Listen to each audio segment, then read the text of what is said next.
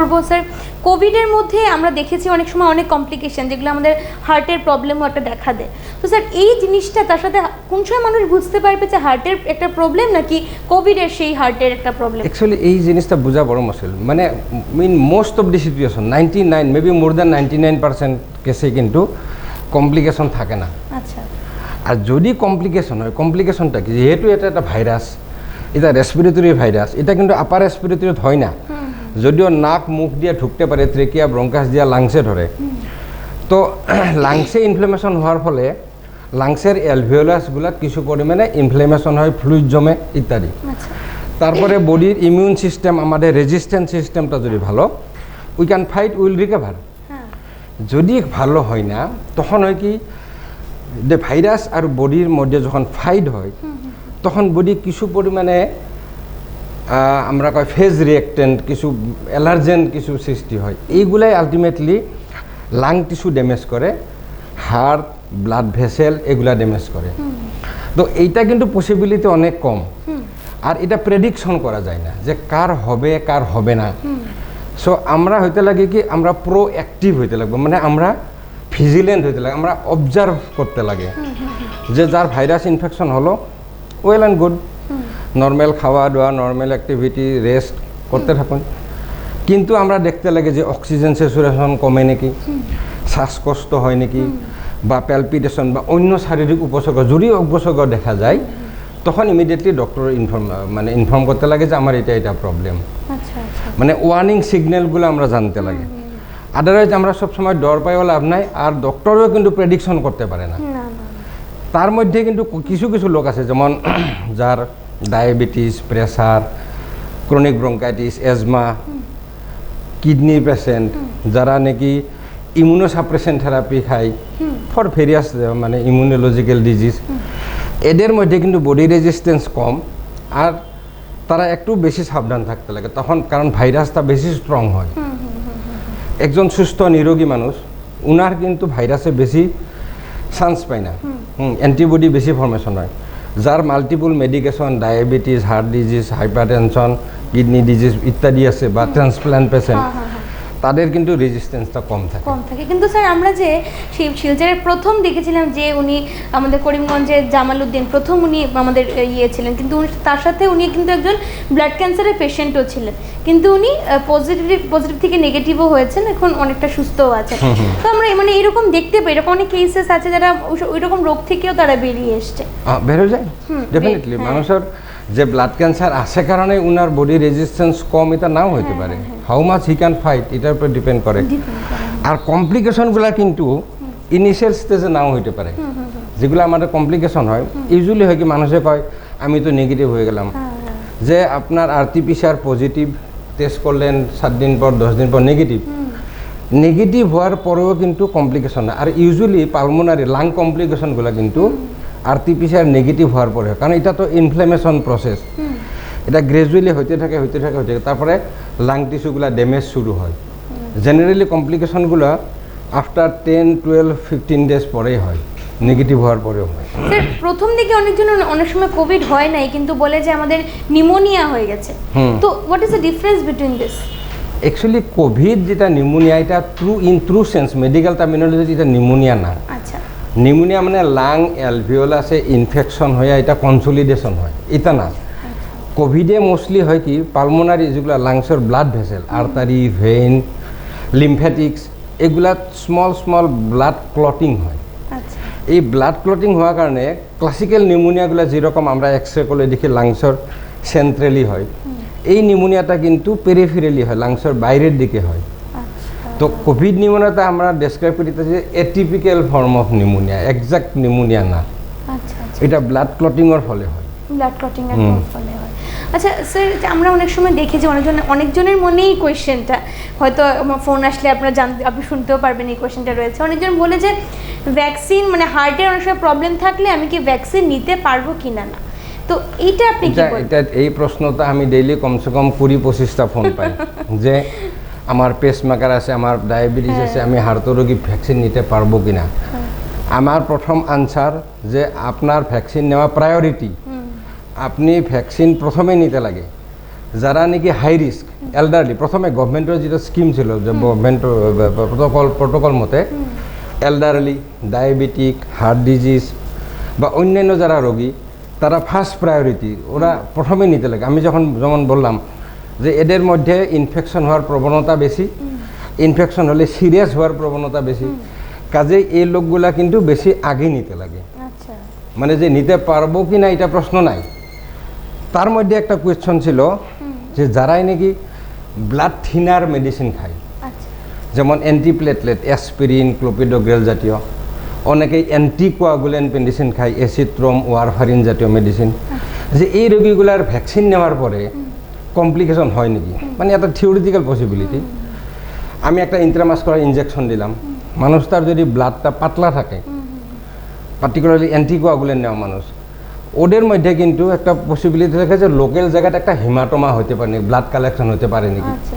এই পসিবিলিটিটাও কম কারণ আমরা যখন অ্যান্টিকোয়াগুলেশন মেডিসিন দেই এই লোকগুলারে প্রত্যেক মাসেই আমরা একটা ব্লাড টেস্ট করতে দিই পিটিআইএনআর আচ্ছা এই ব্লাড টেস্টটা রেজাল্টটা যদি 2 to 2.5 থাকে এটা অ্যাকসেপ্টেবল যদি একটু হায়ার লেভেল থাকে তখন ব্লিডিংয়ের চান্স থাকে সো কেউরও যদি পিটিআইএনআর 2.5 বা 3 অন দ্য হায়ার সাইড থাকে তখন এটা অ্যাডভাইসেবল যে আপনি একদিন মেডিসিনটা বন্ধ রাখুন পরের দিন আপনি ভ্যাকসিনেশনটা নেবেন আচ্ছা আদারওয়াইজ সবাই নিতে পারে মানে এটা থিওরিটিক্যাল পসিবিলিটি যে সেখানে একটু হেমাটোমা হতে পারে লোকাল জায়গা আচ্ছা এমন বেশি কিছু হয় না বুঝতে পারছি আচ্ছা স্যার আপনি তো যেহেতু হৃদয়ালয়তে রয়েছেন আপনার অনেক পেশেন্টই আপনার কাছে আসছে তো মানে কি করে আপনার অনেক এখন তো কোভিড পেশেন্টও আসতে হয় ডিটেক্ট করতে হয় তো তার জন্য আপনার কি কি প্রসিজার আপনি রেখেছেন না আমরা তো অ্যাকচুয়ালি আইডিয়ালি এই টাইমে আমরা ক্লিনিকে প্রত্যেক পেশেন্টে একবার কোভিড স্ক্রিনিং করার পরে দেখতে লাগে কিন্তু আমাদের সোসাইটিতে এটা সম্ভব হয় না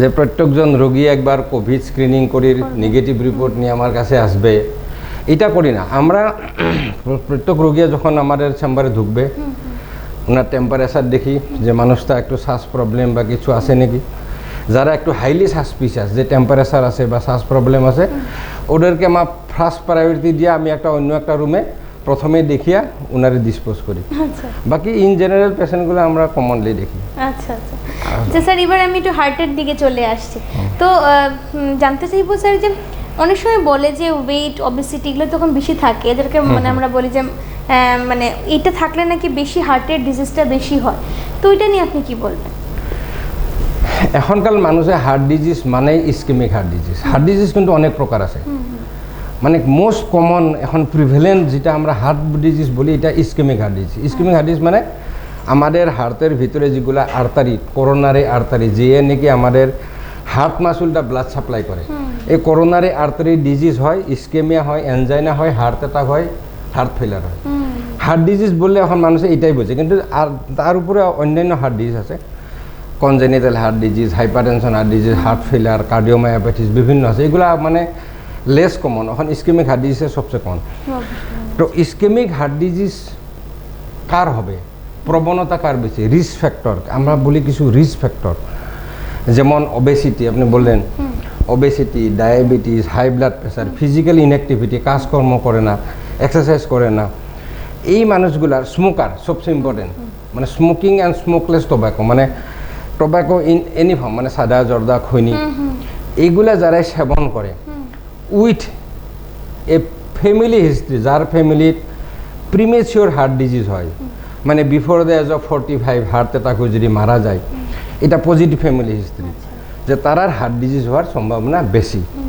আর কিছু কিছু আছে ইরিভার্সিবল রিস্ক ফ্যাক্টর এই রিস্ক ফ্যাক্টরগুলো কিন্তু রিভার্সিবল মানে আমরা যদি এই রিস্ক ফ্যাক্টরগুলো ট্রিটমেন্ট করি avoid smoking treat diabetes treat hypertension obesity control exercise করলে কিন্তু এগুলো রিভার্সিবল হয় কিছু কিছু ইরিভার্সিবল আছে যেনে genetic family history male gender old age এটা তো আমরা রিভার্স করতে পারি না সো এই তিনটা মেইনলি ইরিভার্সিবল এটার উপরে আমাদের কোনো হাত নাই we can't change our parents হ্যাঁ তো এগুলো ইরিভার্সিবল সো যেগুলো রিভার্সিবল রিস্ক ফ্যাক্টর এই রিস্ক ফ্যাক্টরগুলো আমরা কিন্তু কন্ট্রোল করতে পারি obesity control exercise avoid smoking avoid tobacco diabetes and pressure control তখনই আমরা ইস্কেমিক হার্ট ডিজিজ থেকে রক্ষা পেতে পারি স্যার একটু পার্সোনাল কোশ্চেন আপনার চলে আসছি স্যার আপনি যেহেতু আমাদের শিলচর মেডিকেল কলেজের একজন, আপনি এই হার্ট রোগের একজন প্রধান ছিলেন আমাদের এই ডিপার্টমেন্টের, তো সেই সময়কার তখন কোনো এক্সপিরিয়েন্স বা আপনি হয়তো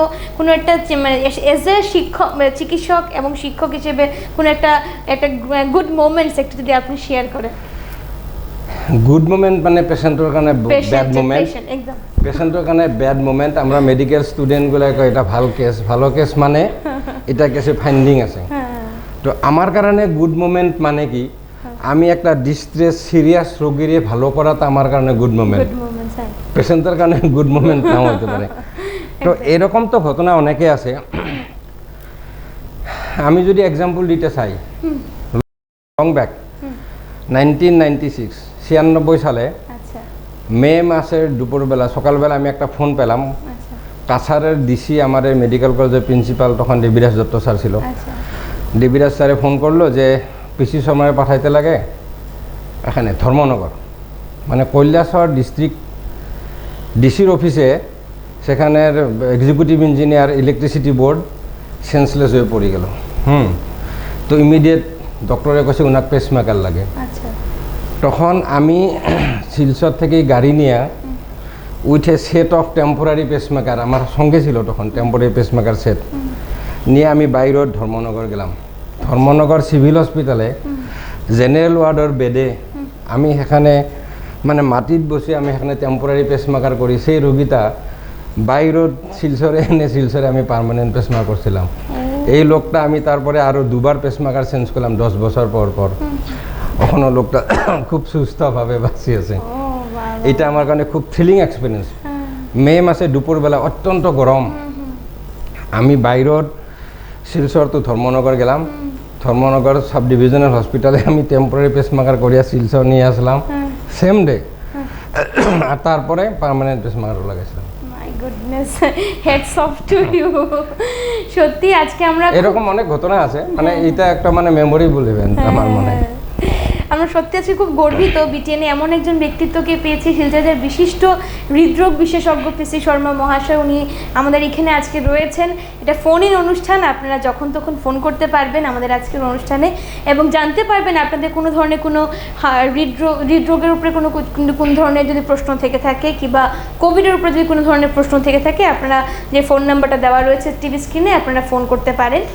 স্যার একটা কথা জানতে চাইবো যে এই যে আমাদের আপনি বলছিলেন একটা কথা যেটা প্রেসমেকারের ব্যাপারে, তো স্যার এই প্রেসমেকারটা বসালে কি হয় বা কীরকম ধরনের স্টেপস কোন সময় দরকার সেই পেসমেকারটা একটু জানতে চাইবো। পেসমেকার মানে হল কি আমাদের হার্ট বিটিংটা যে মেনটেন হয়, এটা একটা ইলেকট্রিক্যাল অ্যাক্টিভিটি থাকে। মানে আমাদের হার্টের একদম উপর জায়গায় একটা মানে সাইড থাকে যেটাকে নাকি সাইনাস নোড বলে। Sinus node is the natural pacemaker of the heart. মানে এটাই আমাদের হার্ট বিটিংটা মেনটেন করে। যখন সাইনাস নোড বা এভি নোড যখন ফেল করে তখন পালস বিটিংটা কমে যায়, তখন এই মানুষটারে একটা পেসমেকার লাগে। এটা ন্যাচারাল পেসমেকার, আমরা এখন আর্টিফিশিয়াল পেসমেকার দিই।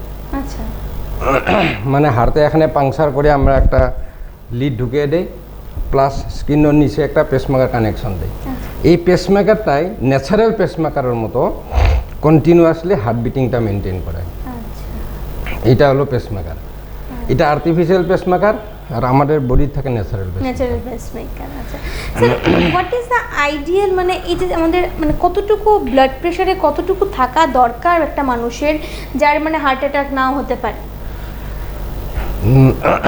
Normal blood pressure has a variation. মানে জন্ম থেকে up to the age of 90 আমাদের ব্লাড প্রেশার বাড়তে থাকে। তো এট অ্যাডাল্ট এজ অ্যাবভ 18 যদি ব্লাড প্রেশার 130-80 নিচে থাকে সেটা নর্মাল। অ্যাবভ 140-90 হলে হাই ব্লাড প্রেশার। তো আমরা 140-90 নতুবা 130-80 নিচে রাখতে লাগে। হার্ট অ্যাটাকের ফল হাই ব্লাড প্রেশারে যে শুধু হার্ট অ্যাটাক হবে এরকম না, স্ট্রোক হতে পারে, কিডনি ফেলার হতে পারে। সব ব্লাড প্রেশার কন্ট্রোল রাখাটা খুব জরুরি। মানে আইডিয়ালি বিলো 130-80 থাকা দরকার। আচ্ছা, এটা আমরা অনেক সময় দেখেছি যে এটা হেরিডিটারি হয়ে থাকে। অনেক সময় আমরা দেখেছি যে মানে ফ্যামিলি থেকে বংশগত হার্ট ডিজিজটা হয়। এটা কি মানে এখনের সময় কি এটা সত্যি সত্যি কি প্রযোজ্য? না, এই রোগগুলা যেমন diabetes, high blood pressure, cholesterol, heart disease সবগুলোরে কিছু জেনেটিক ফ্যাক্টর থাকে। যে 100% ফোন আসছে, নিয়ে নিচ্ছি প্রথম ফোন। নমস্কার, বিটিনে জীবন সুরক্ষা অনুষ্ঠানে স্বাগত। কে রয়েছেন, কোথা থেকে রয়েছেন?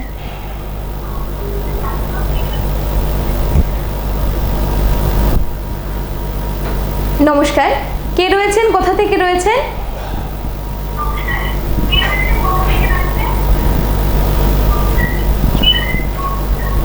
শুনতে পারি না। হ্যাঁ, একটা লাইনের হয়তো প্রবলেম রয়েছে। ঠিক আছে, আমরা ফোনটা ডিসকানেক্ট করছি, কারণ কি লাইনের একটু প্রবলেমের জন্য আমরা শুনতে পাচ্ছিলাম না।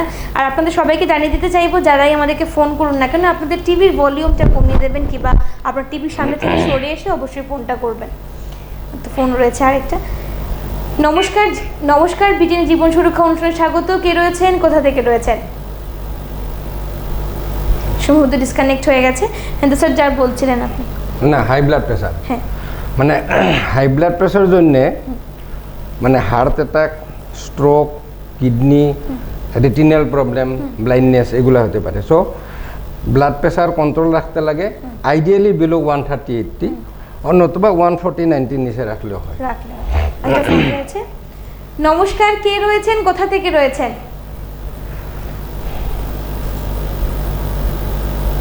সম্ভবত ডিসকানেক্ট হয়ে গেছে ফোনটা। তো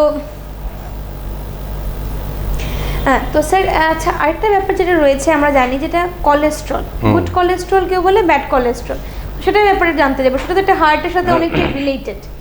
মানে স্যার ফোনটা আগে দিয়ে নিচ্ছি। নমস্কার, কে রয়েছেন, কোথা থেকে রয়েছেন? বারবার ফোনটা কেটে যাচ্ছে, উনি বারবার ফোন করছেন, আমরা সম্ভবত ফোনটা নিতে পারছি না লাইনের জন্য। যাই, হ্যাঁ স্যার বলছিলেন। মানে কোলেস্টেরল এমন একটা জিনিস, এটা হলো লিপিড। মানে কোলেস্টেরলটা আমাদের অপরিহার্য জিনিস, শরীরের জন্য কোলেস্টেরল লাগে। আমাদের শরীরের প্রত্যেকটা সেল, প্রতিটা হরমোন সবগুলোতে কিন্তু কোলেস্টেরল থাকে। এই কোলেস্টেরল যখন লিমিটের বাইরে চলে যায়, যখন বেশি হয়, তখন আমাদের আর্টারির ভিতরে কোলেস্টেরল ডিপোজিশন হয়। তখন রক্ত চলাচল বাধাপ্রাপ্ত হয়। যদি হার্টে হয় এনজাইনা বা হার্ট অ্যাটাক, যদি ব্রেনে হয় টিআইএ বা স্ট্রোক, যদি পেরিফেরাল আর্টারি হয় এখানে এনজাইনা, পায়ে হাঁটলে ব্যথা করে। তো এই কোলেস্টেরলটার কয়েকটা সাব ফ্র্যাকশন আছে। আচ্ছা স্যার, এটা যাবো, আমি একটা ফোন নিয়ে নিচ্ছি। নমস্কার, কে রয়েছেন, কোথা থেকে রয়েছেন?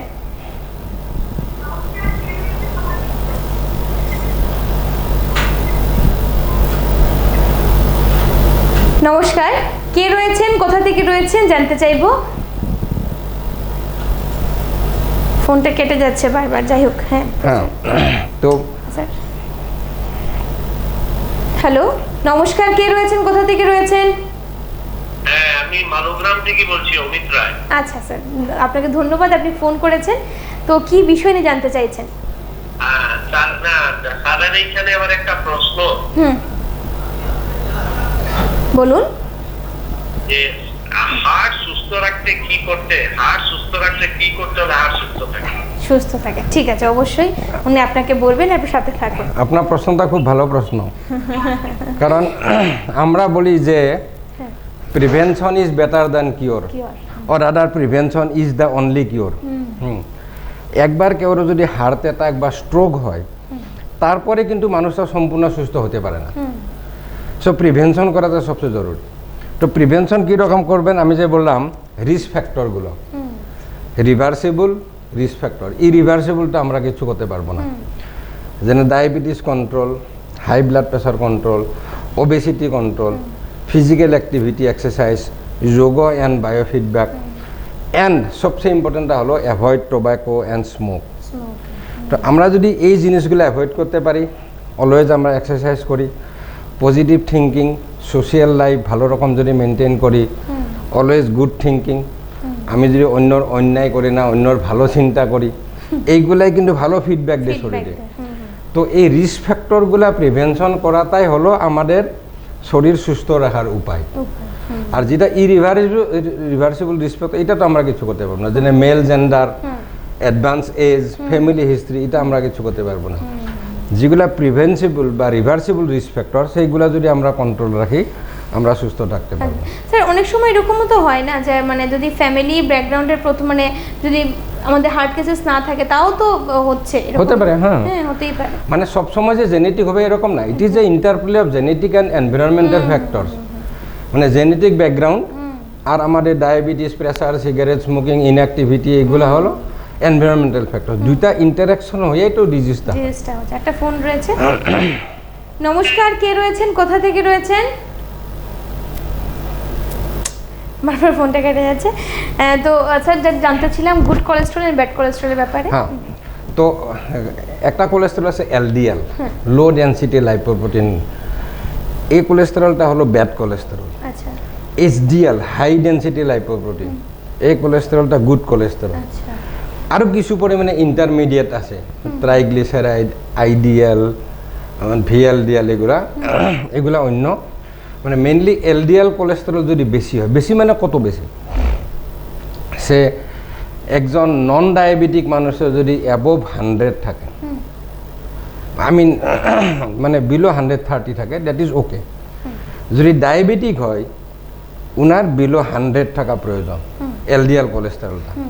সে যখন এইচডিএল কোলেস্টেরলটা বেশি থাকতে লাগে, বেশি মানে কি অ্যাবোভ 45 থাকতে লাগে।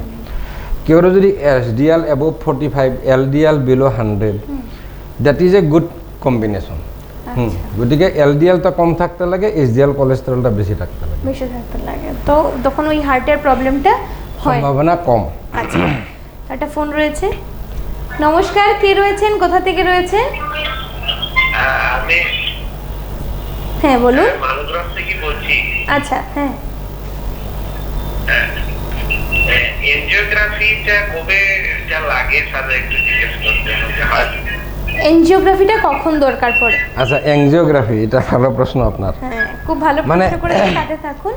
এনজিওগ্রাফি মানে হলো কি যে আমরা একটা ক্যাথেটারের মাধ্যমে হার্টের ভিতরে ডাই ইনজেকশন দিব, তারপরে আমরা আর্টারিটা দেখতে পাই স্ক্রিনের মধ্যে।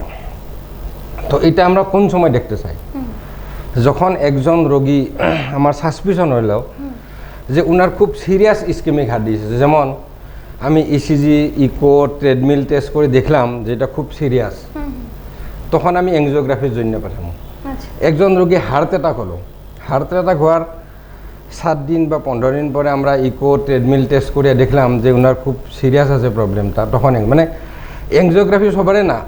কারণ প্রথম কথা এনজিওগ্রাফি ফেসিলিটি কম, দ্বিতীয় কথা কম পরিমাণে হলেও এনজিওগ্রাফির কিছু রিস্ক ইনভলভ আছে, কারণ আর্টারি পাংচার হবে, এটা রিলেটেড কিছু কমপ্লিকেশন থাকতে পারে, বা পায়ে আর্টারিও ঢুকতে পারে।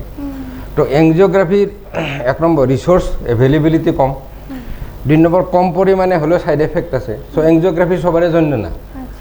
আমরা examination plus ECG, echo, treadmill test করার পরে যদি দেখি যে উনি একটু সিরিয়াস রোগী, তখন আমরা অ্যাডভাইস করি এনজিওগ্রাফি করার কারণে, সবার জন্য না। একটা ফোন রয়েছে, আচ্ছা সম্ভবত কেটে গেল। তো স্যার জানতে চাইবো যে ওই যে অনেক সময় বলে কেউ স্ট্রোক বলে, কেউ হার্ট অ্যাটাক বলে, তো দুটো তো কমপ্লিটলি আলাদা জিনিস। তো মানে এটা বহুত সময় কনফিউশন করে। হ্যাঁ স্যার, একটা ফোন রয়েছে, আগে ফোনটা নিয়ে নিচ্ছি। নমস্কার, কে রয়েছেন, কোথা থেকে রয়েছেন? সম্ভবত ফোনটা কেটে যাচ্ছে। হ্যাঁ স্যার বলছি। মানে ডিজিজটা একই, যদি হার্টে আর্টারি ব্লক হয় এটা হার্ট অ্যাটাক, ব্রেনে যদি আর্টারি ব্লক হয় এটা স্ট্রোক। আচ্ছা। সো অনেক সময় আমরা কইতে পারি যে এটা ব্রেন স্ট্রোক, এটা হার্ট স্ট্রোক, এটা হার্ট অ্যাটাক, সেটা ব্রেন অ্যাটাক। সো মানে জায়গাটা ডিফারেন্ট, কিন্তু ডিজিজটা প্যাথোলজিটা অলমোস্ট সিমিলার। আচ্ছা। ব্রেনে হলে স্ট্রোক, হার্টে হলে হার্ট অ্যাটাক। একটা ফোন রয়েছে। নমস্কার, কে রয়েছেন, কোথা থেকে রয়েছেন? নমস্কার, কে রয়েছেন, কোথা থেকে রয়েছেন?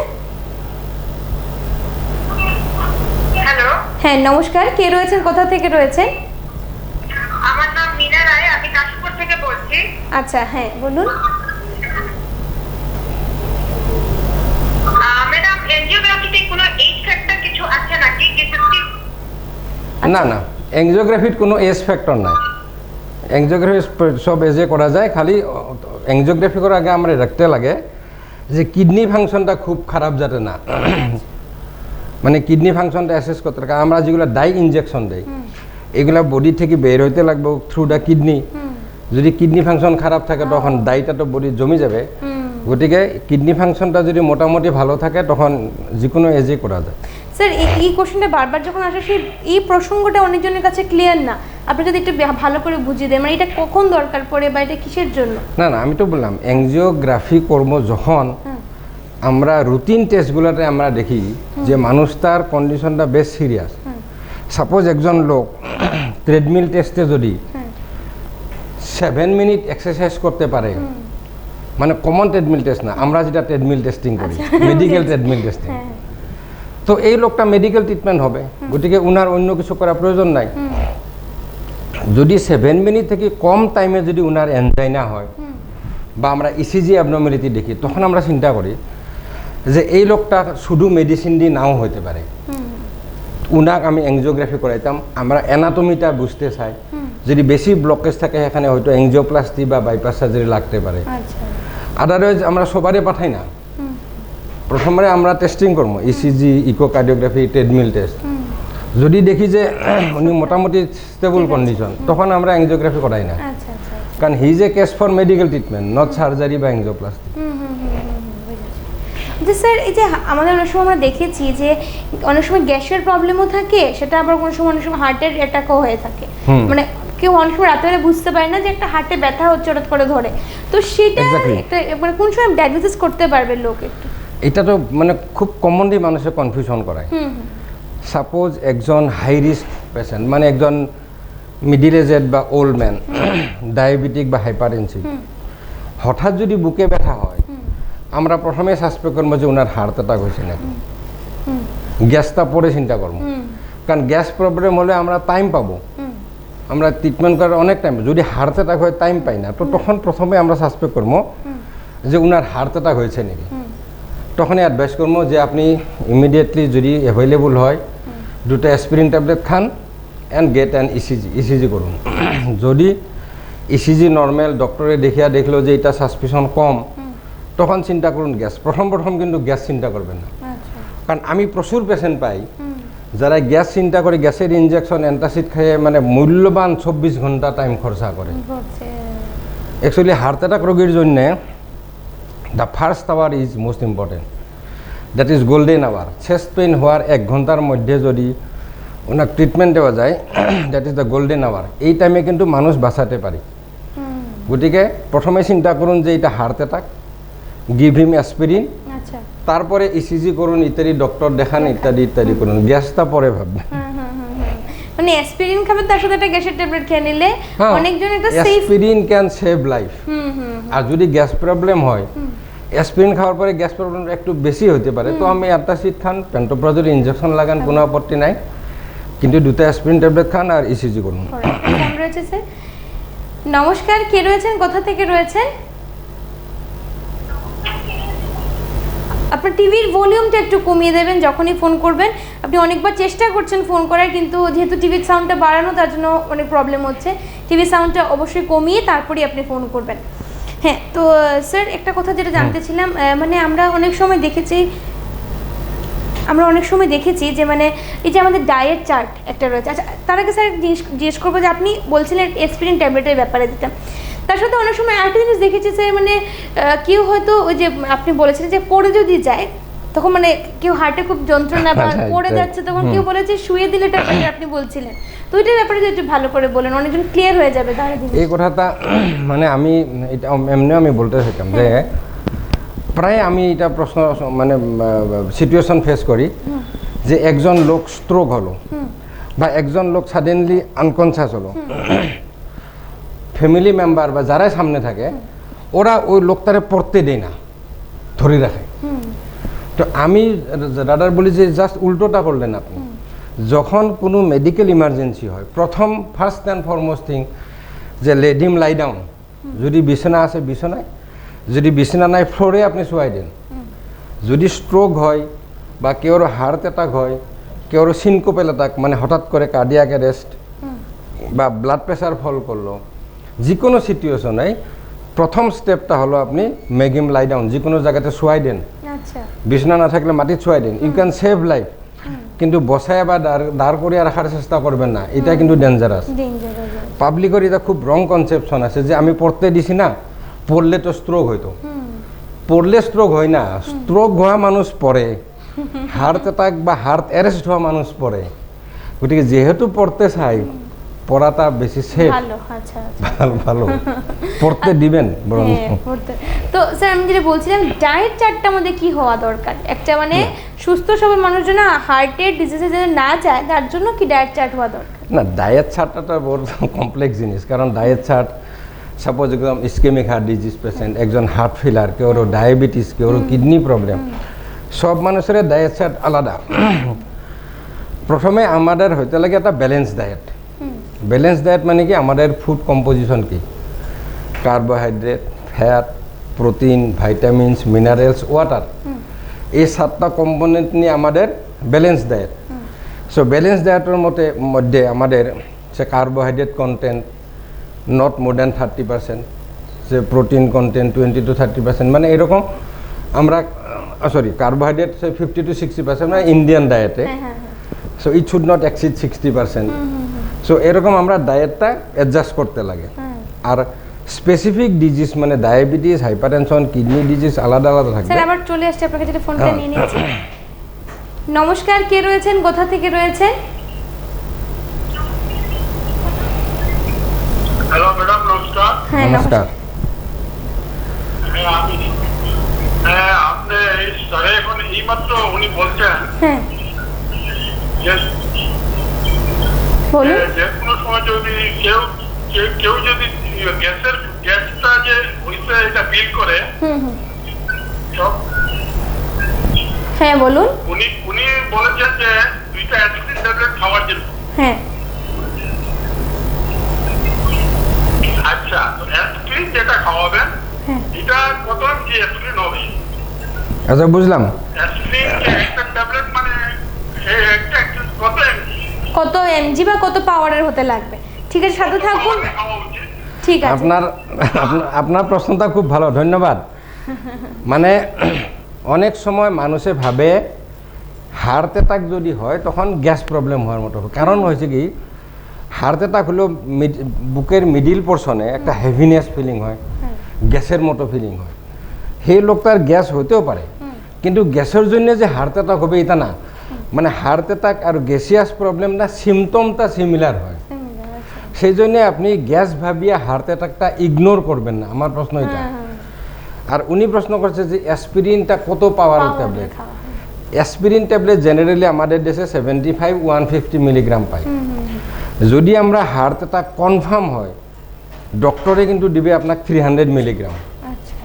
যদি আপনার কনফার্ম না, আপনি সাসপিশন ঘরে যদি খেতে লাগে, আপনি 2টো ট্যাবলেট 150 মিলিগ্রাম, মানে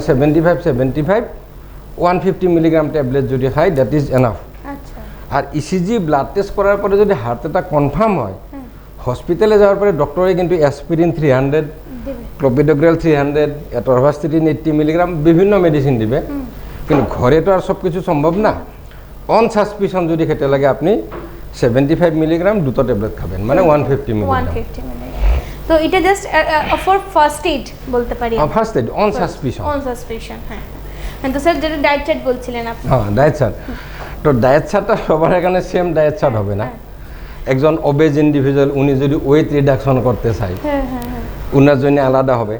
তো একজন ইয়ং ছেলে মেয়ে জিমনেসিয়ামে যেতে চায়, উনি বডি বিল্ডিং করতে চায়, ওনার প্রোটিন কন্টেন্টটা বেশি হতে লাগবে। সো ডায়েট চার্টটা এরকম কমন হবে না, কিন্তু ইন জেনারেল আমরা একটা ব্যালেন্স ডায়েট মেনটেন করতে লাগে। যে টাকা পয়সা আছে এখানে সব সময় আর মাছ মাংস খেতে থাকবেন এটা না। So it should be balance, যে carbohydrate, fat, protein, vitamin, mineral and water সবগুলো একটা ব্যালেন্স থাকতে লাগবে। That is the balance diet. You should maintain an ideal body weight. What should be avoided, মানে কি কি খাওয়াটা দরকার না, মানে মানে ইয়ং এজে তো সব কিছু খেতে পারেন। যারা ক্ষেত কৃষি করে পরিশ্রম করে, ওদের জন্য তো এমন কোনো রেস্ট্রিকশনে নাই। You eat and burn out. মানুষে খায় আর পরিশ্রম করে। তো যারা নাকি sedentary lifestyle, white collar job, যারা অফিস বসা বা আমাদের মতো কাজ করে, তো এদের জন্য মানে টোটাল ক্যালোরি কন্টেন্টটা কম থাকতে লাগে। এর মধ্যে যদি বয়স্ক লোক হয় কার্বোহাইড্রেট কন্টেন্টটা কম থাকতে লাগে। ডায়াবেটিক যদি হয় ডেফিনেটলি উনি কার্বোহাইড্রেট কমাইতে লাগবে। হাইপারটেনসিভ যদি হয় সল্ট কমাইতে লাগবে। কেউ যদি কোলেস্টেরল বেশি, অ্যানিমেল ফ্যাট খাবেন না, মানে ডিম, মাংস, বাটার, ঘি, ডালডা, বনস্পতি এই জাতীয় জিনিসগুলো খাবেন না, ভেজিটেবল অয়েল খাওয়া যায়। তো সেরকম মানে ডিজিজ ওয়াইজ বা লোকটার বডি ওয়েট বা ডিজিজ ওয়াইজ ডায়েট চার্টটা সবার আলাদা হয়, সবার আলাদা রয়েছে। আচ্ছা স্যার, আমরা দেখেছি অনেক সময় যে এই কথাটা অনেকজনই বলে, বা আমি একটা আর্টিকেলেও পড়েছিলাম যে এই মানে বলে যে অনেক সময় যখন আমরা খুব বেশি স্পাইসি ফুড যদি বেশি খেয়ে নিই, বা তখন যদি আমরা কিছু এরকম স্যুপ টাইপের মানে কিছু ওয়ার্ম টাইপের যদি কিছু খাওয়া খেয়ে নিই, তখন সেটা আমার হার্টের জন্য ভালো। তো সেটাতে আপনি কি বলবেন? মানে তখন আবার কেউ কেউ বলে যে আবার কোল্ড ড্রিঙ্কস টাইপ অফ খাওয়াটা বেটার, আপনি কি বলবেন এটার ব্যাপারে? অনেক সময় মানুষে কয় যে তেল মশলা কমাই খাবেন। আমি বলি মশলা মানে কি? ইন্ডিয়া ইজ ফেমাস ফর মশলা। যুগে যুগে ভারতবর্ষের উপরে আক্রমণ হয়েছিল, বিদেশি ইনভেডার এসেছিল মশলার জন্যে। মশলা মানে কি? আমাদের যে আদা, রসুন, পেঁয়াজ, পাঁচফোড়ন, জিরা, হলুদ, তো এগুলো তো সব শরীরের জন্য ভালো। তো মশলা খাওয়ার তো কোনো আপত্তি নাই, কিন্তু সেই মশলাটা আপনি যদি তেলে ভাজিয়া একদম কালো করিয়া যদি বার্ন করেন, ওর ফুড ভ্যালুটা তো গেল, প্লাস এটা কার্বন প্রোডাকশন করে আমাদের গ্যাস্ট্রিক ফর্মেশন করবে, সেটা মানা। আপনি মশলা খান, অন অ্যাভারেজ মশলা খাওয়াটা কি এটা আমার হেলথ ভালো করে, এটা আমার ডাইজেশন ভালো করে। তেল মশলাতে এসাজ খারাপ না, কিন্তু অত্যধিক পরিমাণ মশলা আর তেলে ভাজিয়া এটা নষ্ট করবে না, মানে পয়জনাস করতে লাগে না, সেই মশলাটাই খারাপ। তো এটার পরে যেটা বলছিলাম স্যার, মানে ওয়ার্ম ফুড তখন তারপরে কিছু খাওয়া কি বেটার? মানে অনেক সময় বলে না যে কিছু স্পাইসি এরকম তিখা যে জিনিসগুলো, মানে ওয়ার্ম, ইয়েস ডেফিনেটলি। আমরা যদি জলও খাই, এটাও কিন্তু লিউকম, উমলি জল, গরম জলটা খাওয়াটা বেশি ভালো দেন কোল্ড ড্রিঙ্কস। কোল্ড ড্রিঙ্কস, হ্যাঁ সেটা একদম হট খেতে লাগে না, যাতে আমাদের ডাইজেস্টিভ সিস্টেমটা ড্যামেজ করে যায়। হ্যাঁ, ইট শুড বি ওয়ার্ম, মানে লিউকম। এটা মানে খুব হট না, খুব কোল্ড না, বডি টেম্পারেচারে এরকম খাওয়াটা ভালো। একটা ফোন রয়েছে। নমস্কার, কে রয়েছেন, কোথা থেকে রয়েছেন? আপনার টিভির ভলিউমটা একটু কমিয়ে দেবেন দয়া করে।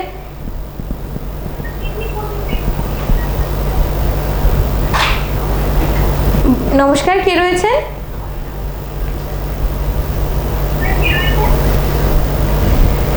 হয়তো ফোনের প্রবলেম রয়েছে, যাই হোক। তো স্যার একটা কথা যেটা জিজ্ঞেস করতেছিলাম, অনেক সময় আমরা দেখেছি যে অনেকজনই মানে ওই যে ছোট বাচ্চার থেকে একটা পাম্প ইউজ করে, যেটাকে আমরা বলি ইনহেলার। তো স্যার এটা কি মানে ইউজ করা কি ভালো না? পাম্প বা ইনহেলারটা ইউজুয়ালি যারা অ্যাজমা থাকে, হ্যাঁ, মানে যেটা হাঁপানি কয়, হ্যাঁ, যে অ্যাজমা রোগীরার জন্য ইনহেলারটা হচ্ছে ডিভাইস, আর সেখানে মেডিসিন বহুত আলাদা আলাদা থাকে, মানে সারবিউটামল, তালবিউটেলিন, দেন স্টেরয়েড ইনহেলার, মেডিসিনটা আলাদা। আর সিস্টেমটা হলো ইনহেলেশন ফর্ম। এটা একটা মিটার ডোজ স্প্রের মতো হইতে পারে, বা একটা ক্যাপসুলের মতো হইতে পারে, দুই টাইপের থাকে। তো ইনহেলেশন থেরাপি যদি অ্যাজমা রোগী হয়, ইনহেলেশন থেরাপিটা ভালো। ইনহেলেশনের প্রতিও মানুষের কিন্তু অনীহা বা একটা হেজিটেশন আছে, আচ্ছা, এটা সোশ্যাল ট্যাবু। এটা মানে ইনহেলার দেওয়া মানে অ্যাজমা, ট্যাবলেট কফ সিরাপ যত ইচ্ছা দেন আমি খাবো, কিন্তু ইনহেলারটা নিব না। যেমন ডায়াবেটিস রোগী ট্যাবলেট খাবে, ডেইলি 10টা ট্যাবলেট খাওয়া হবে, কিন্তু ইনসুলিন নেবে না, কারণ ডায়াবেটিস মানে ওনার ইনসুলিন ডেফিসিয়েন্সি, তো ওটিকে ইনসুলিনটা নিতে লাগে, that is the best treatment. Asthma মানে শ্বাসনলীতার ওনার স্পাজম হয়, ইরিটেশন হয়। গতিকে আমরা যদি মেডিসিনটা ডেলিভারি করতে পারি টু দ্য রেসপিরেটরি সিস্টেম, তখন মাইক্রোগ্রাম মেডিসিনে এফেক্টিভ হয়। আর যদি আমরা খেতে চাই, তখন মিলিগ্রাম লাগবে, বহুত মিলিগ্রাম লাগবে। হ্যাঁ, গতিকে ট্যাবলেট কফ সিরাপ খাওয়ার চাই ইনহেলেশন নেওয়াটা বেশি ভালো অ্যাজমা রোগীরা। স্যার আমরা কোভিডের দিকে যদি ফিরে আসি, আমি একটা কথা জিজ্ঞেস করতে চাইবো। স্যার অনেকজন বলে যে আমরা যদি ভ্যাকসিন নেই, তারপরে যদি খুব বেশি খাওয়া দাওয়া পরে, তখন আমাদের অনেক সময় নাকি মানে ডেথের দিকে যাওয়াটা হয় থাকে, হার্ট অ্যাটাক হয়ে যায়, এরকম কি কিছু? এখন কোভিড ভ্যাকসিন নিয়ে মানুষের এত প্যানিক কি জন্য জানি না। আগে আমরা কোনোদিন প্রশ্ন করছিলাম নাকি যে বাচ্চার জন্মদিন BCG ভ্যাকসিনেশন দেয়, হসপিটালে জন্মদিনে BCG দেয়, 3 মাসের মধ্যেই ওনার DPT পোলিও ভ্যাকসিনেশন শুরু হয়, মামস মিজিলসের ভ্যাকসিনেশন দিয়ে, তখন তো কেউ প্রশ্ন নাই। ঠিক আমরা chicken pox small pox vaccine পর্যন্ত নিয়েছিলাম। স্মল পক্স ভ্যাকসিন আপনারা দেখছেন না, এরকম এত একটা ভ্যাকসিন দেয়, এরকম পুজোর মতো হয়ে যায় স্মল পক্স ভ্যাকসিন, তখন কোনো প্রশ্ন ছিল না। এখন কোভিড ভ্যাকসিনের এগেনস্টে এখন মানুষ হয়েছে কি বেসিক্যালি মানুষগুলো লিটারেট হয়েছে, আর সবাই নেট সার্চ করতে জানে, দেখিয়া খালি সাইড এফেক্ট খুঁজে। ভ্যাকসিন নেওয়ার কোনো কন্ট্রা ইন্ডিকেশন নাই except allergy to that vaccine. কেউর যদি ইনফ্লুয়েঞ্জা ভ্যাকসিন অ্যালার্জি আছে উনি কোভিড ভ্যাকসিন নিতে পারবে, কারণ এইটা ভ্যাকসিনেশন অ্যালার্জি, এটা ভ্যাকসিনের প্রতি অ্যালার্জি নাও হইতে পারে, প্রোভাইডেড যে বেসটা সেম, পলিইথিলিন গ্লাইকল একটা বেস থাকে, এই গ্লাইকলটা যদি সেম বেসিস হয় তখন আপনার হয়তো অ্যালার্জি হতে পারে। আদারওয়াইজ ভ্যাকসিনের সাইড এফেক্ট খুবই minor, if at all, serious side effect একবারে নাই। ভ্যাকসিনেশন নেওয়ার প্রতি কোনো ইনহিবিশন হেজিটেশন হওয়ার কোনো প্রশ্ন নাই, এটা নিতে লাগবে, কারণ এটা প্রোটেক্টিভ, এটা নিতে লাগবে। আচ্ছা স্যার, আরেকটা জিনিস আমরা দেখেছি প্রায় সময়, অনেক সময় কি হয়, অনেকজন মানে সিঁড়ি যদি উঠে আসে তখন অনেক সময় অনেকজন বলে যে আমার যে মানে স্যার একটা ফোন রয়েছে, নিয়ে নিচ্ছি। নমস্কার, কে রয়েছেন, কোথা থেকে রয়েছেন? ম্যাডাম আমি ইস্কালার থেকে। হ্যাঁ বলুন। হ্যাঁ আমি স্যারের কাছে এইটা জিজ্ঞেসে আসলাম। হ্যাঁ হ্যাঁ বলুন। পেশেন্ট সিকেডি আছে, ডায়াবেটিক। হ্যাঁ হ্যাঁ সিকেডি ক্রনিক কিডনি ডিজিজ হ্যাঁ, ডায়াবেটিক। আচ্ছা। and hypertension বলা যায়, হ্যাঁ। sometimes 140/90। ঠিক আছে। এই স্টেজে কি কোভিডের ভ্যাকসিনেশনটা নেওয়া যায়? আরামসে নেওয়া যায়, আরও আরামসে নেওয়া যায়, মানে আপনি নিতে লাগে। ডায়াবেটিক, হাইপারটেনসিভ, সিকেডি যার মাল্টি সিস্টেম ডিজিজ আছে, আমি প্রথমে বললাম যে কোভিড ইনফেকশন হওয়ার প্রবণতা বেশি, কোভিড হলে সিরিয়াসনেস হওয়ার চান্স বেশি, গতিকে আপনার হয়েছে কি প্রায়োরিটি অন্য চেয়ে আপনি আগেই নিতে লাগে। ভ্যাকসিন আপনার সবসময় আগেই নেওয়া নেওয়া। দরকার। ধন্যবাদ ফোন করার জন্য, হয়তো আপনি আপনার আনসারটা পেয়ে গেছেন। হ্যাঁ, তো স্যার যেটা বলছিলেন আপনি যে অনেক সময় আমরা দেখতে পাই, মানে আমি বলছিলাম কোয়েশ্চেনটা, যেটা আমরা অনেক সময় দেখতে পাই যে সিঁড়িটা উঠে আসছে একটা লোক, অনেকটা সিঁড়ি উঠে পড়ে খুব ব্রিদিং প্রবলেম হচ্ছে, তো সেটার থেকে আমরা কি বুঝতে পারি? মানে প্রথম কথা তো ইট মে বি আনএকাস্টমড, ওনার একটা অ্যাকাস্টমড অ্যাক্টিভিটি হয় কিনা। একজন লোক যেমন সেকেন্ড ফ্লোর বা থার্ড ফ্লোর পর্যন্ত ওঠা হ্যাবিট নাই, বয়স্ক লোক সাপোজ, হঠাৎ করে একদিন উঠলে একটু টায়ার্ডনেস বা হাঁপাইতে পারে, কিন্তু জেনারেলি এই সিমটমটা রেসপিরেটরি কার্ডিয়াক দুটোই হয়। একজন লোক যদি অ্যাজমা বা সিওপিডি হয়, বা ওনার যদি ইস্কেমিক হার্ট ডিজিজ বা হার্ট ফেলার সিমটম থাকে, তখন সিঁড়ি বা আপ ওঠার সময় একটু টায়ার্ডনেস বা শ্বাসকষ্টর মতো হবে। তো এটা কিন্তু রেসপিরেটরি প্লাস কার্ডিয়াক দুটোই হতে পারে। স্যার আপনি একটা কথা বলছিলেন আগে যে অনেক সময় থাইরয়েড প্রবলেম থাকলেও আমাদের কার্ডিয়াক হতে পারে, তো স্যার থাইরয়েড প্রবলেমের সাথে কিভাবে এটা রিলেটেড? না, থাইরয়েড মানে হয় কি, হাইপোথাইরয়েড হাইপার দুইটা আছে, মানে হাইপার ফাংশন মানে বেশি ফাংশন হয়, থাইরয়েড হরমোন বেশি লিবারেট হয়, হাইপো মানে থাইরয়েড হরমোন কম লিবারেট হয়।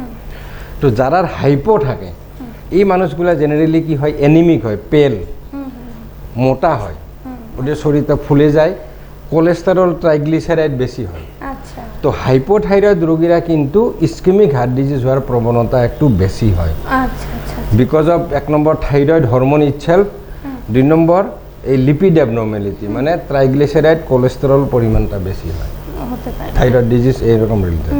স্যার আমরা অনেক সময় দেখেছি যে প্রেগনেন্ট উইমেনদের ওদের আফটার প্রেগনেন্সি মানে তখন ওই যে মানে দেখতে পারি যে আমাদের হার্টের প্রবলেম হয়ে যায়, অনেক সময়ই আমরা জিনিসগুলো দেখেছি, ওটা কিসের জন্য হয়? এটা তো একটা বড় চ্যাপ্টার, মানে প্রেগন্যান্সি হার্ট ডিজিজ, মানে প্রি এক্সিস্টিং, তখন কি বাচ্চারাও কি চলে আসে নাকি হার্ট? না হয়, মানে প্রেগন্যান্সি হার্ট ডিজিজ মানে প্রি এক্সিস্টিং হার্ট ডিজিজ প্রেগন্যান্সির সময় একটু বেশি হতে পারে, কারণ প্রেগন্যান্সি একটা ভলিউমও ভালো ডেস্টেড, আর প্রেগন্যান্সি ইটসেলফ মে কজ সাম হার্ট ডিজিজ, মানে প্রেগন্যান্সির জন্যই কিছু কিছু হার্ট ডিজিজ, যেমন প্রেগন্যান্সি ইনডিউস হাইপারটেনশন, প্রেগনেন্সি একটু ইনডিউস যাবো, ফোনটা একটু কার্ডিওমায়োপ্যাথি।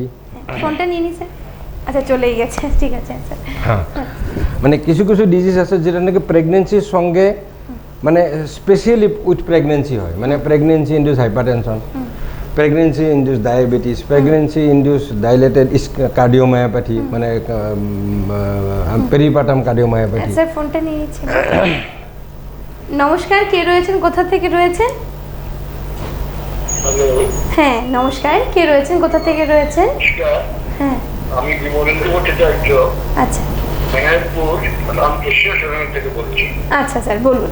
ডাক্তারবাবু মোটামুটি আমার প্রতিবেশী, হ্যাঁ, আচ্ছা উনি আমাকে চেনেন না, বলুন। আমি বুঝি সকালে ওনাকে দেখতে পাই।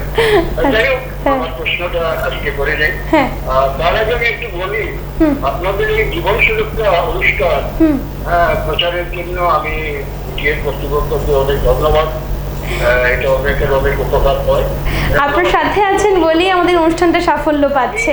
একদম, আমি একজন ক্রনিক হিপনোটিক পেশেন্ট। আচ্ছা আমি রেগুলার ইনহেলার লই, এই আমি রেগুলার এন্টিঅ্যালার্জিক, অনেক সময় খাইতে লাগে আমার আমি, হ্যাঁ হ্যাঁ হ্যাঁ আমি দুটো ভ্যাকসিনও নিয়েছি, ফার্স্ট এন্ড সেকেন্ড ডোজ। বাহ গ্রেট। এখন ডাক্তারবাবুর কাছে আমার প্রশ্ন, হুম যে এখন আমি কত পার্সেন্ট সেফ এবং কতটুকু সেফ, এবং এখন আমার কি আমি কি কোভিড পজিটিভ হওয়ার কোনো সম্ভাবনা আছে নাকি? আচ্ছা এটা একটা ঠিকই।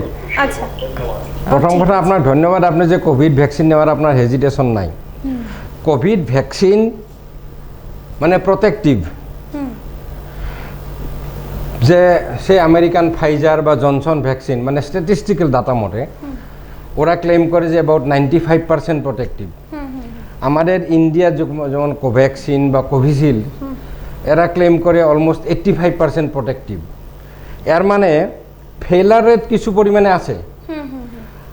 আর যদি ভ্যাকসিনেটেড ইন্ডিভিজুয়াল যদি কোভিড ইনফেকশন হয়, হতে পারে, না করতে কেউ পারে না, হওয়ার পরে কিন্তু সিভিয়ার ডিজিজ হওয়ার সম্ভাবনা কম।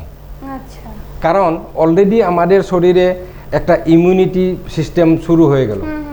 তো নেক্সট যদি ভাইরাসটা ঢুকে তখন আমাদের বডিটা অলরেডি প্রাইমড, আমাদের বডির স্টেম সেলগুলাত অলরেডি মেমোরি আছে এই ভ্যাকসিনটা দেওয়ার কারণে। So we can fight immediately. So vaccine নেওয়ার পরে কোভিড ইনফেকশন হতে পারে, যদি হয় কিন্তু সিরিয়াসনেসটা কম হবে। সিরিয়াসনেসটা কম মানে হচ্ছে, তো আমরা অনেক সময় দেখতে পাচ্ছি, কিন্তু মানে সিরিয়াসনেসটা কমে যাচ্ছে। হ্যাঁ হ্যাঁ, বাইরে বাইরেও সেই জিনিসগুলোই হচ্ছে, বাইরে বাইরে এই জিনিস। আচ্ছা স্যার, যেটা বলছিলাম আপনার প্রেগনেন্সির ব্যাপারটা। হ্যাঁ, প্রেগনেন্সি মানে pre existing heart disease during pregnancy একটু সিরিয়াস হতে পারে। আর প্রেগনেন্সি ইটসেলফ মে কজ সাম হার্ট ডিজিজ, যেমন আমি বললাম যে pregnancy induce hypertension, gestational diabetes, pregnancy induce cardiomyopathy, এই ডিজিজগুলো কিন্তু প্রেগনেন্সির কারণেই মানে মানে ইউনিক টু প্রেগনেন্সি এরকম কিছু ডিজিজ হয়। সেটা কিন্তু আমরা প্রেডিকশন করতে পারি না। যার নাকি ম্যাটার্নাল বা paternal history of hypertension, diabetes থাকে, বা মার কার্ডিওমায়োপ্যাথি ছিল, গতিকে ওনার মেয়েরও প্রেগনেন্সির সময় কার্ডিওমায়োপ্যাথি হতে পারে, কিন্তু কত প্রপোর্শন কত পার্সেন্টেজ হবে এটাও মানে সঠিকভাবে কোয়া মুশকিল। কিন্তু হয় প্রেগনেন্সি রিলেটেড কিছু কিছু আছে মানে যেগুলা ইউনিক টু প্রেগনেন্সি। আচ্ছা আচ্ছা আচ্ছা, তো এটা কি বাচ্চাদের কি কোনো হ্যাম্পার হয়? ইউজুয়ালি হয় না। আচ্ছা, তো স্যার বাচ্চাদের কি যে ইসিজি বা এই যে মানে একদম ছোট বেবি যারা থাকে, মানে ধরেন ইনফ্যান্ট যে স্টেজটা, তখন অনেক সময় আমরা দেখেছি যে মানে বাইবার তোদের হার্টের প্রবলেম ধরা ও পড়ে। না, সেটা আলাদা। হ্যাঁ, সেটা তো কনজেনিটাল হার্ট ডিজিজ, যেটা মানে বাই বার্থ ডিউরিং ডেভেলপমেন্ট। মাতৃগর্ভে যখন শিশুটি ডেভেলপমেন্ট শুরু হয় তখন কত ফাস্ট ডেভেলপমেন্ট। আচ্ছা, তাজমহল তৈরি হতে 3000 ওয়ার্কার ফর 12 ইয়ার্স কাজ করছিল। আর হিউম্যান বডিটা হিউম্যান তাইনি একটা হিউম্যান হার্ট ফর্ম করতে 9 মাস সময়, 9 মাস না, উইদিন 6 উইক, মানে প্রেগনেন্সি শুরু হওয়ার উইদিন 6 উইক হার্ট কমপ্লিট হয়ে যায়। আচ্ছা, 45 ডেজের মধ্যে হার্টের ভিতরে এত ভাল্ব, ওয়াল, ব্লাড সার্কুলেশন আর এত সিস্টেম বানাইতে লাগবে, এত র্যাপিডলি কাজ চলে। এই র্যাপিডলি কাজ চলার সময় যদি আমরা কোনো রকম ডিস্টার্ব করি, আচ্ছা আচ্ছা, by drugs, by some environmental agent, বা রেডিয়েশন, বা সাইকোলজিক্যাল ফ্যাক্টর, তখনই somehow there may be disturbance. So সেই জন্য প্রেগনেন্ট লেডিগুলাক ফিজিক্যালি মেন্টালি রেস্টে রাখতে লাগে, প্লাস ড্রাগস কেমিক্যাল রেডিয়েশন এগুলো এক্সপোজার হতে দিতে লাগে না। সেটা হলো মানে কনজেনিটাল হার্ট ডিফেক্ট, মানে ডিউরিং ডেভেলপমেন্ট আচ্ছা বাচ্চারার কিছু কনজেনিটাল, মানে কেউর ছিদ্র থাকতে পারে, কেউর হয়তো ভাল্বটা ছোট থাকতে পারে, কেউর হার্টের কানেকশনটা উল্টা থাকতে পারে, এরকম বিভিন্ন কনজেনিটাল হার্ট ডিফেক্ট থাকে। স্যার আমি এটি জিজ্ঞেস করছিলাম যে হার্টের ছিদ্র অনেক সময় অনেক বাচ্চাদের ধরা পড়ে, প্রায় সময় আমরা নিউজে দেখতে পারি যে ছোট বাচ্চাদের হার্টের ছিদ্র, এটা কিসের জন্য হয় স্যার? মানে না এটাই বললাম, মানে ডিউরিং ডেভেলপমেন্ট, একটু বড় হয়ে যাওয়ার পরেও তো হয়, নট অনলি আফটার। হ্যাঁ কনজেনিটাল মানে that is present at birth, আচ্ছা আচ্ছা আচ্ছা আচ্ছা মানে ডিউরিং ডেভেলপমেন্টে সামহাও কোনো একটা হয়েছে। প্রবলেম থেকে গেল, হুম হুম এটা কনজেনিটাল ডিফেক্ট। বুঝতে পারছি। আর জন্মের পরে যদি হয় that is acquired defect. Acquired defect তো কি, ইউজুয়ালি ইনফ্যান্সি বা আর্লি চাইল্ডহুডে অ্যাকুয়ার্ড ডিফেক্ট খুবই কম, except rheumatic fever, arthritis, joint pain, valve disease, হতে পারে এরপরে হাইপারটেনশন, এরপরে অন্যান্য। অন্যান্য জিনিস হয়েছে। আচ্ছা তো স্যার আমি জানতে চাইবো যে মানে একটা মানুষের জন্য কীরকমভাবে চলাটা দরকার, সেটা আপনি যদি মানে এজ এ মানে আপনি হৃদরোগ বিশেষজ্ঞ হিসেবে যদি আপনি আমাদেরকে বলেন যে একটা মানুষের কিভাবে মানে চলা দরকার প্রতিদিনের ডেইলি অ্যাক্টিভিটিসের মধ্যে। মানুষে কীরকম এটা কিন্তু সবাই জানে, কিন্তু কেউ ফলো করে না। হ্যাঁ আমরা প্রাইমারি স্কুল থেকে পড়ছিলাম early to bed and early to rise. একদম আপনার রাত্রে 11টার আগে ঘুমোতে লাগে আর সকালবেলা 6টার আগে উঠতে লাগে। ব্যালেন্স ডায়েট খান, গুড থিঙ্কিং, পরোপকারী হতে লাগে, অন্যর উপকার চিন্তা করতে লাগে, অন্যর অনিষ্ট চিন্তা করলে, কারণ অন্যর অনিষ্ট চিন্তা করলে নিজের অনিষ্ট হয়। হয় correct। খুব ভালো চিন্তা থাকতে লাগে। You should have some spiritual feeling. মানে স্পিরিচুয়াল মানে কি, আমি বললাম যে আপনি যে মন্দিরে গিয়া মসজিদে গিয়া এনি টাইম প্রণাম করবেন এটা না, আপনার একটা স্পিরিচুয়ালিটি সবসময় থাকতে লাগে। গুড ওয়েলবিং, মানুষের উপকার করার একটা মানসিকতা থাকতে লাগে। ব্যালেন্স ডায়েট খান, রেগুলার ওয়াকিং এক্সারসাইজ করুন। আর এই যে হার্ট রিস্ক ফ্যাক্টর, টোব্যাকো, যেন ডায়াবেটিসের কারণে ডায়াবেটিস প্রিভেনশন, হাইপারটেনশন প্রিভেনশন, সেইগুলো যদি আপনি মেনে চলেন আপনি সুস্থ থাকতে পারবেন। Sir and never plan to live for ever. Everybody is mortal, man is mortal, you should accept that is the universal truth. যে সবাই মারা যাবে, আমরা অ্যাকসেপ্ট করতে লাগবো যে আমি ইমর্টেল হব, এটা চিন্তা করবেন না। বাট সবারই এটাই চিন্তা করতে লাগে যে I should have a peaceful death. হ্যাঁ যখন আমি কেউরও কষ্ট দিতে লাগে না, আমি নিজেও কষ্ট খেতে লাগে না, খেতে লাগে না। এইটা চিন্তা করতে লাগে। কারেক্ট। আচ্ছা একটা ফোন রয়েছে, লাস্ট ফোন নিয়ে নিচ্ছি। নমস্কার, কে রয়েছেন, কোথা থেকে রয়েছেন? হ্যালো, হ্যাঁ বলুন। হ্যাঁ আমি ওয়াটার হাউস রোড শিলচর থেকে বলছি। বলুন। আমার নাম শাকিল খান। আচ্ছা হ্যাঁ বলুন। হ্যাঁ, আমার নমস্কার। নমস্কার, বলুন। স্যারকে। আমি একজন হার্ট পেশেন্ট। আচ্ছা আমি 2006-এ এনজিওপ্লাস্টি করাইছি, 2টা স্টেন্ট লাগছে আমার। আচ্ছা এরপরে আবার 2012-এ 3টা স্টেন্ট লাগছে আমার। এরপরে আমি আসি শিলচর, এগুলো আমি দিল্লিতে ফোর্টিজ স্পটে করাইছি under doctor Ashok sir and his team. আচ্ছা এখন স্যার আমার প্রবলেম একটা দেখা দিচ্ছে, আমার বাম হাতের শোল্ডারে ব্যথা হয় সবসময়, আর শক্তি একটু কম আসছে আমার হাতে, শক্তি কম পাই। আর হ্যাঁ, যখন আমি কর্কট লই তখন আমি পারি না, মানে ব্যথা লাগে বাম সাইডে। আচ্ছা শুই যখন ওই আর কি প্রবলেমটা, এটার কোনো রেমেডি আছে নি স্যার? আপনার বয়স কত? আমার 70। 70 ইয়ার্স। আপনার দুবার এনজিওপ্লাস্টি, আপনি ডায়াবেটিক, হাইপারটেনসিভ? আপনার ডায়াবেটিস কি বা হাইপারটেনশন আছে? ডায়াবেটিস আছে প্রায় 30-35। আচ্ছা ঠিক আছে। আচ্ছা তারপরে ডিপিও আছে। হ্যাঁ হ্যাঁ ঠিক আছে। আচ্ছা। এরপরে আমার 2.12 creatinine. So actually diabetes, hypertension হওয়ার ফলে, হ্যাঁ হ্যাঁ ঠিক আছে। বুঝলাম, মানে উইথ টাইম, মানে diabetic hypertensive patient with time gradually মানে কিডনি ফাংশন অল্প অল্প ডিটোরিয়েশন হয়, যদি খুব ভালো কন্ট্রোল থাকে। যদি খুব ভালো কন্ট্রোল থাকে না, খুব র্যাপিডলি কিডনি ফাংশন খারাপ হয়। ওনার 30 ইয়ার্স ডায়াবেটিস, তারপরে হাইপার টেনশন, এখন ক্রিয়েটিনিন 2, মানে his sugar and pressure is well control. হ্যাঁ, তো এখন আপনার যে বাম হাতে ব্যথা করে, আমরা মানে অনেক সময় মেডিকেল নন মেডিকেল সব মানুষে জানে বাম হাতে ব্যথা মানে কার্ডিয়াক, মানে হার্টের পেইন। Not necessary. আপনার যদি হাঁটার সময় বা পরিশ্রম করার সময় যদি বুকে ব্যথা প্লাস বাম হাতে ব্যথা করে, it may be angina, heart related. আচ্ছা, আর বৃদ্ধ মানুষ একজনের ঘাড়ে ব্যথা, শোল্ডার পেইন, এগুলা ডিজেনারেটিভ পেইন ইউজুয়ালি হয়। মানে সর্বসাধারণতে বোঝা যায় যে বাম হাতে পেইন সব সময় থাকে। এটা কিন্তু কার্ডিয়াক হওয়ার চান্স কম। মানে কার্ডিয়াক হতে পারে যদি আপনার ব্যথাটা হাঁটলে বা পরিশ্রম করলে হয়, রেস্ট নেওয়ার সময় কমে যায়। আচ্ছা, এটা এনজাইনা, মানে এটা হার্টের পেইন সব সময় থাকে, মানে এটা আপনার অর্থোপেডিক মোস্টলি ডিজেনারেটিভ প্রবলেম। এটা আপনি অর্থোপেডিক ডক্টর দেখাবেন, ফিজিওথেরাপি করুন, এক্সারসাইজ করুন, কমবে। আচ্ছা। তো স্যার আমাদের সময়টা একদম শেষ হয়ে এসছে। তো স্যার লাস্ট মেসেজটা আপনার কাছে জানতে চাইবো যে একজন এখন এই যে অতিমারির সময়, এই যে কোভিডের টাইমটায় আপনি কি মেসেজ দিতে চাইছেন? তারই সাথে হার্ট ডিজিজ মানে যেন না হয় লোকের, বা যাদের হয়ে থাকে তারা কি করবে কিনা, একটা লাস্ট মেসেজ আপনার কাছ থেকে জানতে চাইবো। মেসেজটা এরকম যে এখন এই অতিমারির সময় আমাদের সবারই প্রয়োজন ধৈর্য, সংযম, যে এই কঠিন পরিস্থিতিটাও কিন্তু ওভারকাম হবে। The bad Times comes not to stay but to go, এটাও যাবে। সো এই সময় আমরা সবাই একটু সাবধান থাকতে লাগে, সবাই সুস্থ থাকতে লাগে। অন্য একজন যদি কেউ অসহায় বা কেউ যদি রোগী বা কেউ যদি অসুবিধাত পড়ে, আমরা সবারে হেল্প করতে লাগে। এখন সবারে প্রয়োজন এটাই, যাতে এই টাইমটা আমরা অতিক্রম করতে পারি। আর এটা ভাববেন না যে করোনা একদিন শেষ হবে, শেষ হবে না। গ্র্যাজুয়ালি সবারই ইনফেকশন হবে। এটা প্যান্ডেমিক গিয়া এন্ডেমিক হবে। এন্ডেমিক মানে সোসাইটির যখন সব মানুষেরই অল্প অল্প ইনফেকশন হয়, ইনফ্লুয়েঞ্জা যেরকম থেকে গেল এরকম থাকবে, এত সিরিয়াস আর হবে না।